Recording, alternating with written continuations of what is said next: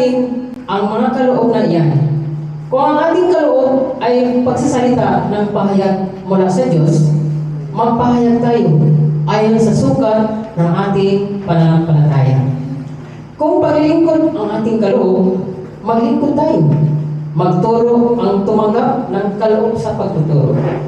Magpalakas ng loob ang may kaloob sa pagpalakas ng loob. Kung magbibigay ang iyong kaloob, magbigay kayo ng buong puso. Kung pamumuno naman, mamuno kayo ng buong sikap. Kung magkakadawang gawa ang iyong kaloob, gawin ninyo iyan ng buong dala. Amen? So, ganda po ng word ng ating Panginoon. So, ang kuan nito is, tayo'y kanya-kanya naman mga bahagi sa ating sa katawan. Pero kung tayo'y magkatulungan, mag-aano po ang gusto. Magkakaiba tayo, pero bawat isa ay may kanya-kanyang tungkulin. Amen?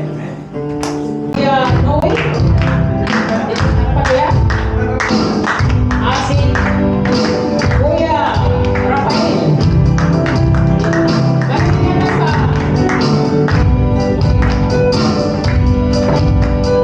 Kuya, dito. Ay, Kuya Ninyo. Kuya Ninyo. Si Kuya Daniel. Kasi corporate tayo. Kaya lang sa mga ibang-ibang. So, yes.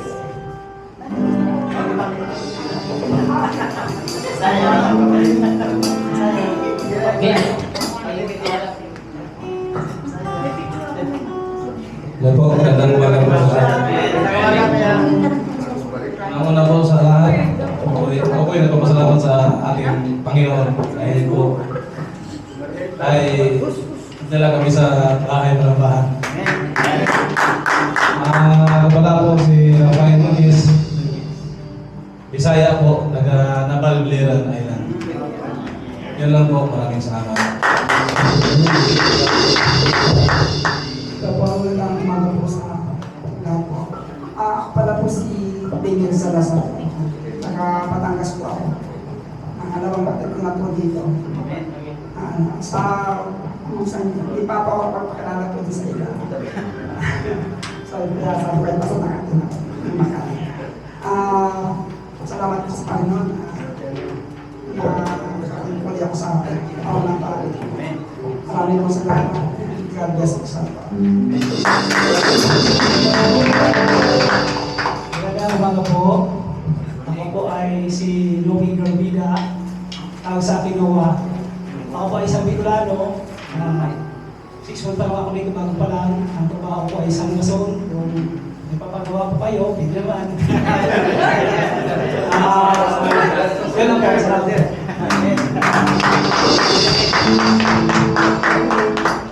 Magandang umaga po sa ating lahat. Ang God bless po sa ating lahat. At mga po pala sa ninyo. Nakakagayan Deor City.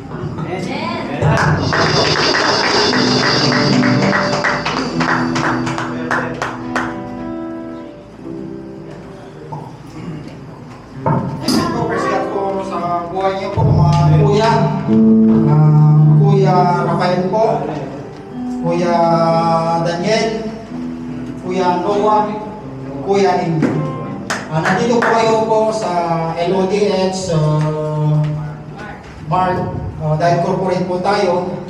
So, ang Bible verse po noon is pray therefore the Lord of the harvest that He will send forth laborers into His harvest. So, mga kapatid, pinili po kayo ng Panginoon po mga kapatid. Dahil na dito po kayo para makarinig naman po ng kanyang banal na salita. At ang tinataas lang po ng LODH po ay Bible verse po. At wala na pong iba kundi ang tinataas po natin ang pangalan po ng ating tagapagligtas na ating Panginoong Jesus. So, may tatlo na pong satellite po ang LODH na nasa may Matthew po, sa may Arayan, at dito po sa Luke po, nasa Nasim, at nandito po kayo ngayon sa mark po. So tatlo na pong satellite po. Satellite. Satellite pala.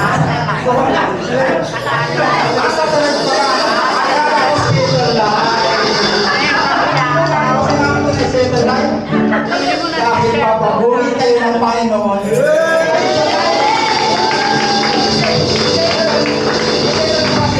Papahuli.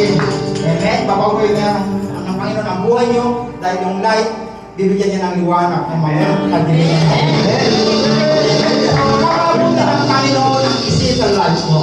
Amen. So, praise God po sa buhay nyo. At nakinig po, ito ay hindi po una na ating pakikita, kundi po ito ay simula ng ating pagpuri sa ating Panginoon hanggang tayo po ay nabubuhay. Amen. Praise God po sa buhay nyo mga kapatid. Praise the Lord!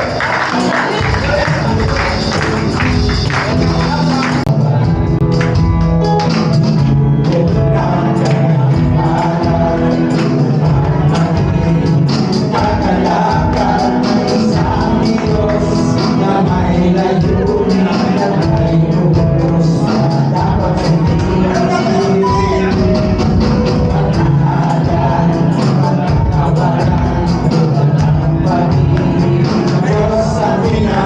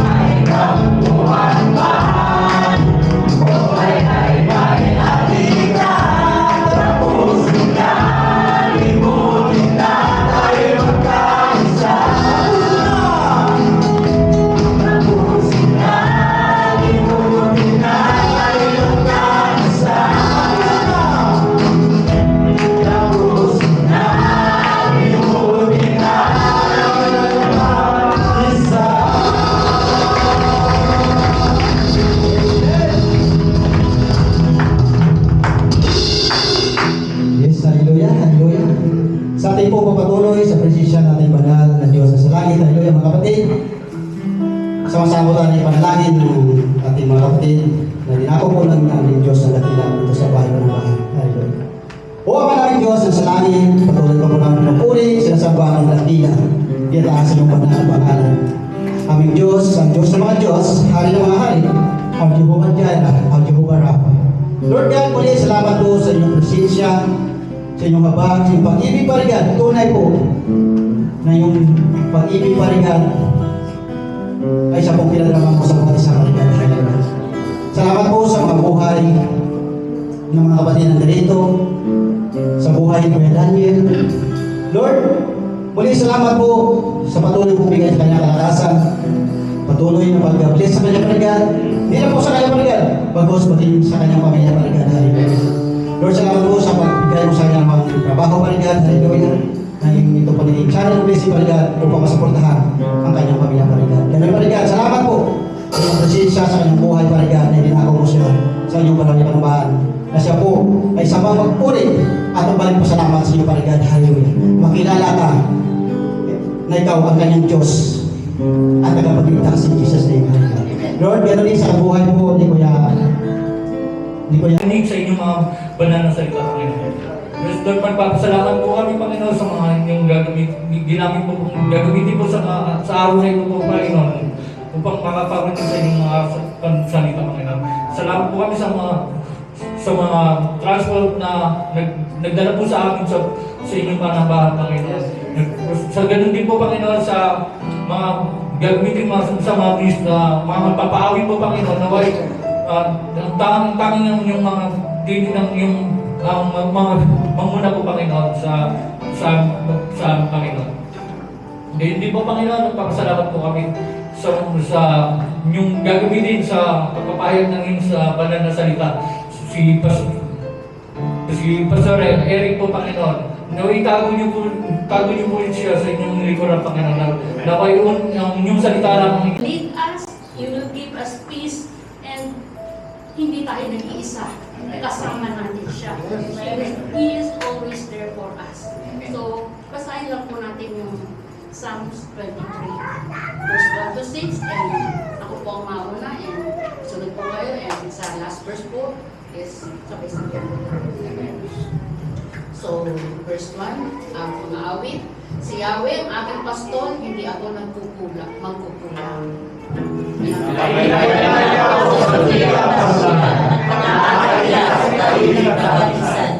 Verse 3, pinapanumbalik niya ang aking kalakasan at pinapatubayan niya sa tamang daan upang aking parangalan ang kanyang pangalan. Verse 4, Umahan ako sa madilim na dilis na bagay at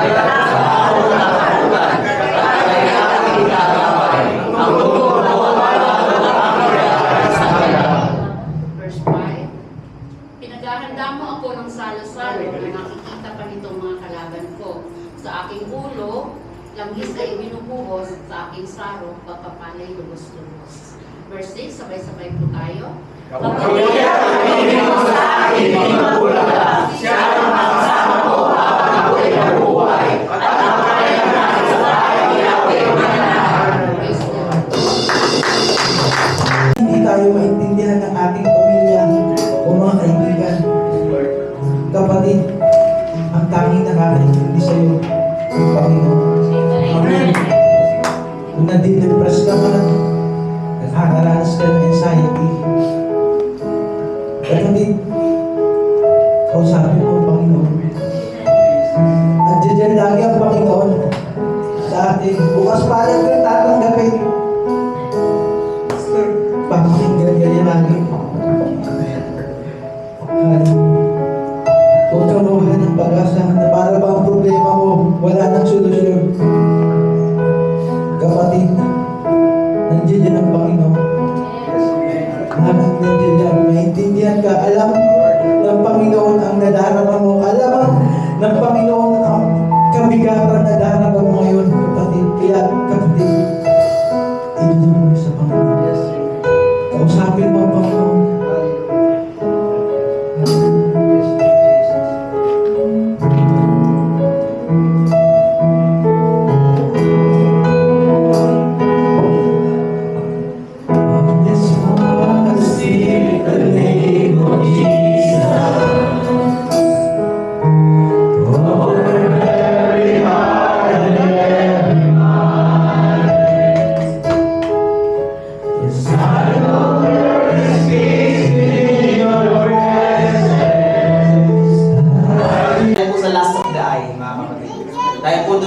naranasan ng mata. Nakita niyo po si Bathsheba.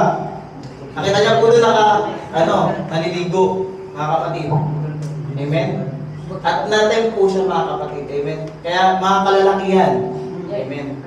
Tayo naman po ngayon. Ang pangangaralan ng Diyos. Amen? Mag-ingat po tayo sa last of the eye. Amen? Amen? Keep your eyes, fix your eyes to Jesus para makawala po tayo sa mga bagay na yan. Amen? So, our eyes deceive us, making us greedy for something material, greedy for the material things in this world. Amen? Nakakita ako ng bag, nakakita ako ng cellphone, nakakita ako ng Jordan 2. Ito na ba? Amen? Na ano po tayo, greedy po tayo. Amen? Ito pong, ito pong points na to, kadalasan po is, talaga sa atin? Ang mga material things, mga kapatid. Ang mata po natin ay kadalasan na dideceive po sa pagiging greedy sa mga material na bagay. Amen? Minsan nga, dahil sa pagiging greedy natin sa material na bagay, nakakalimutan na natin si Lord. Amen? A heart corrupted by personal desire lead us to that dissatisfaction with God. Amen. Nawawala na tayo ng dissatisfaction sa Diyos. Dahil sa pagkakorap ng ating puso, dahil sa ating mga nakikita lang. Amen. Mga kapatid, yung kadalasan yung nakikita natin sa harap, akala mo yan na yun. Akala mo maganda na yun. Amen. Iba pala yung nasa likod. Amen. Kaya mag-ingat po tayo, mga kapatid. Mag-ingat po tayo sa nakikita lang ng ating mata. Amen. Dati Mamel, maganda yan. Sabi ng ex niya. Our eyes that fall into sin corrupt the whole body, lead to disobedience to God. Amen. Mababasa po natin yan sa Matthew 5:29. Kapag corrupted na daw po, kapag nahulog na sa kasalanan yung ating mata, amen, ay kasama na po yung buong katawan natin. Amen. Tayo po mga kalalakihan, kapag nahulog na po tayo sa pornografiya, amen, ang buong katawan po natin, nahuhulog na sa kasalanan. Amen po. Sinabi po dito sa Matthew 6:22, ang mata, ang ilaw ng katawan. Kung malinaw ang inyong paningin, maliliwanagan ang inyong buong katawan. Tama po. Amen. Self-explanatory po yung verse na ito, mga kapatid. Amen. Kung malinaw po yung nakikita natin, amen, is maliliwanagan din po yung buong nating katawan. Amen. Kung wala po tayong mga masasamang desire na nagagaling sa ating mata, is maliliwanagan din po yung ating katawan, mga kapatid. Amen? Amen. So remember, your satisfaction comes from Jesus Christ alone. Amen.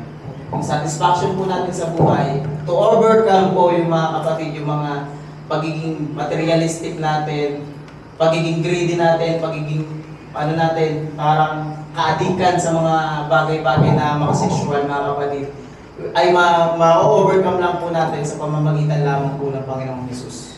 Amen. Kung tayo po'y tunay na lalapit sa Kanya. A true Christian, mga kapatid, is always come near to Jesus Christ. Amen? John 6:35, sinabi po dito, sinabi ni Jesus, ako ang tinapay na nagbibigay buhay. Ang lumalapit sa akin ay hindi na magugutom kailanman at ang sumasampalataya sa akin ay hindi na mauuhaw kailanman. Amen. There is satisfaction through our Lord Jesus Christ, mga kapatid. Amen. Meron ng mga testimony. Amen. Dati nagsa-sideline. Sandam ako yung sideline, pero kinukulang pa rin sa pera. Amen. But when they learn how to manage money, when they learn how to manage through our Lord Jesus Christ, mga kapatid, is naranasan nila yung tunay na kagalakan. Naranasan nila yung tunay na satisfaction na doon pala sa Diyos, doon pala talaga malalaman, doon pala natin matatagpuan yung tunay na satisfaction sa piling ng Panginoon, hindi sa piling ng mga material na bagay. Amen? And fullness in Jesus Christ. For us to avoid deception in your own eyes, we should have fullness on Jesus Christ alone. Amen. Mga kapatid, upang mapaglabanan po natin yung deception ng ating mata, we should have fullness on Jesus Christ alone. A true Christian, mga kapatid, has a fullness in Jesus Christ alone. Nakarely lamang po siya kay Jesus Christ. Ang tunay po na Kristiyano ay nagtitiwala at nagre-rely lamang po kay Jesus Christ. Sabi nga doon, di ba, take up your cross. Amen. Take up your cross means pasanin mo, mga kapatid. Kahit gaano makahirap yan. Pero alam mo na si Jesus Christ yung kasama mo, hindi ka mapapagod. Hindi ka mahihirapan. Amen? Hindi ka mahuhulog sa mga personal desires mo. Having fullness to Jesus Christ alone will give us true joy and peace. Amen? Totoo po yan mga kapatid. Amen? When you have Jesus Christ in your life, meron pong kapayapaan sa buhay mo. Amen? Sino po yung nakaranas na niyan, mga kapatid? Tayo po lahat. Amen. Yung tunay na dati, nag-aaral tayo nung una, yung trabaho mo, sumasahod ka lang sa Pilipinas ng 3,000 isang quincenas. Pero hindi ka pa rin satisfied. Nakarating ka dito sa Saudi, sumahod ka na ng 1,500, hindi ka pa rin satisfied. Na-promote ka, naganap ka ng ibang trabaho, sumahod ka ng 4,000, 3,000, 6,000, pero hindi ka pa rin satisfied. Kasi nga, ang tunay na satisfaction sa buhay, ang tunay na joy, hindi po sa Jollibee nakikita sa Panginoong Jesus. Amen?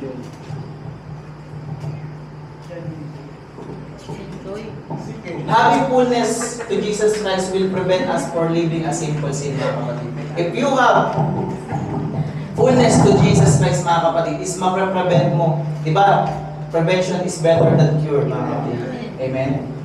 So, to prevent po yung mga simple life po na yun, mga kapatid, we must have fullness to our Lord Jesus Christ. Amen? We must fix our eyes on Jesus. Amen. Sabihin mo sa iyong katabi, kapatid, fix your eyes. The author and the finisher of your faith. Amen. In Matthew 6:22, sinabi din po dito, ang mata, ito na naman po again, ang mata, ang ilaw ng katawan. Kung malinaw ang inyong paningin, maliliwanagan ang iyong buong katawan. Amen. If si Jesus Christ po, hindi si Satan yung kagaya na kagatin kanina. If si Jesus Christ po yung nasa mata natin, ay maliliwanagan po tayo. Amen? Remember, be content and trust Jesus Christ. Amen. Maging kontento po tayo sa buhay. At pagtiwalaan po natin ang Panginoon Jesus. That God will provide. He is our Jehovah Rapha, our great healer. He is our Jehovah Jireh. Amen. Our great provider, mga kapatid. John 14:27, kapayapaan ang iniiwan ko sa inyo, ang aking kapayapaan ang binibigay ko sa inyo. Hindi ito katulad ng kapayapaang ibinibigay ng mundo. Huwag na kayong mabalisa, huwag na kayong matakot. Amen. Mga kapatid, may pangako po ang Panginoon Jesus sa ating buhay. Sa bawat isa po sa atin, mga kapatid. If you follow Jesus Christ, if you trust in Him, if you believe in Him, hindi ka niya po pagkukulangin. Amen? Diba? Siya nga po pinagkatiwala po sa kanya ng mundong ito. Pinagkatiwala po sa kanya yung lahat ng bagay na nasa mundong ito, mga kapatid. Amen. Kaya hindi po tayo pagkukulangin ng Panginoon. Pagtiwala po tayo sa Panginoon. Hindi lang po yung binubuhos ni Lord. Amen? Kasi nagtataka tayo minsan eh. Lagi naman ako nagsisimba, pero bakit ganun? 5 real pa rin yung pera ko. Kasi nga, hindi pa natin kaya i-handle. Tinuturuan tayo ng Panginoon kung paano natin i-handle yung money. Amen. Sa Kanya mo yung ibibigay sa iyo. Amen. Kapag kaya mo na magtiwala sa Kanya. Amen. Kapag hindi ka na nagre-rely dun sa bagay na yun, sa pera na yun, at nagre-rely ka na lang tanging sa Panginoon na lang. Amen. Kahit pa itong-itlog lang, basta si Jesus Christ ang kasama natin. Amen? Amen. Believe in Jesus Christ. For us to avoid deception in your own eyes, we should believe in Jesus Christ alone. Amen. In Matthew 9 verse 9. Amen. Kilala niyo po ba si Matthew? Amen. Sino po yung nakakakilala kay Matthew? Hindi po yung nasa rayon yun, ha? Tax collector. He is a tax collector, mga kapatid. But dito po sa verse nito, kung basahin niyo po ito, mga kapatid, is tinawag po siya ng Panginoong Jesus. Amen. Tinawag po siya ng Panginoong Jesus para maglingkod sa Kanya, mga kapatid. Amen. He believed that Jesus Christ is Lord and Savior. Amen. Kaya nabago po yung buhay niya. Amen. Kung gaano lang, siguro po kung gaano kasalimuot yung buhay ng isang tax collector na parang wala kang kaibigan. Amen. Kasi siguro iniisip nila nung time na yon, nung si Matthew, pag nakamalikta na siya, parang Bombay lang yan eh. Diba? Kapag sinisingil na yung pag sinisingil na yung mga nangutang, galit na yung nangutang. So, ganun din yung nararamdaman ni Matthew. Wala siyang peace of mind. But when he believed Jesus Christ as His Lord and Savior, mga kapatid, doon niya naranasan yung tunay na kaligayahan. Amen. Doon niya naranasan yung tunay na paglilingkod. Amen. We should be true believer in Jesus Christ for us to experience the true transformation in our lives. Kapatid, we should be a true believer of our Lord Jesus Christ. Hindi lang po believe, kundi true believer of the Lord Jesus Christ, mga kapatid. Minsan, kadalasan sa atin ganito, kagaya ng example ko kanina. Lord, I believe you, Lord. But when the struggle comes, kagaya nung si Jesus Christ ay nakatulog sa bangka, nagtitiwala na sila, alam nila yung mga miracle na ginagawa ni Jesus Christ. But nung dumaan na sila sa bagyo, nag-rattle na sila. Amen. Nawala na yung pananampalataya nila. Mga kapatid, we as Christian, mga kapatid, kahit anong pagsubok yung pagdaanan natin, mga kapatid.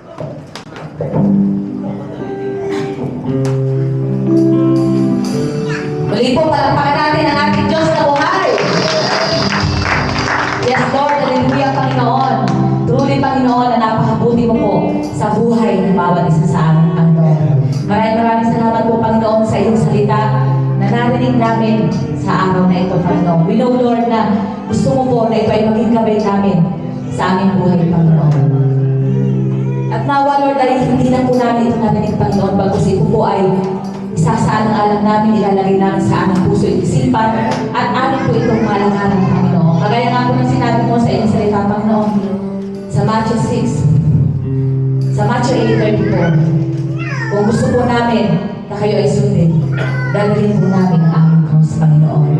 We know, Lord, na yung cross na po ito ay mahirap, ngunit ito po ay napagtagumpayan ng Panginoon. At dahil po kasama namin kayo sa araw-araw ng buhay, kami din po ay magtatagumpay, Panginoon.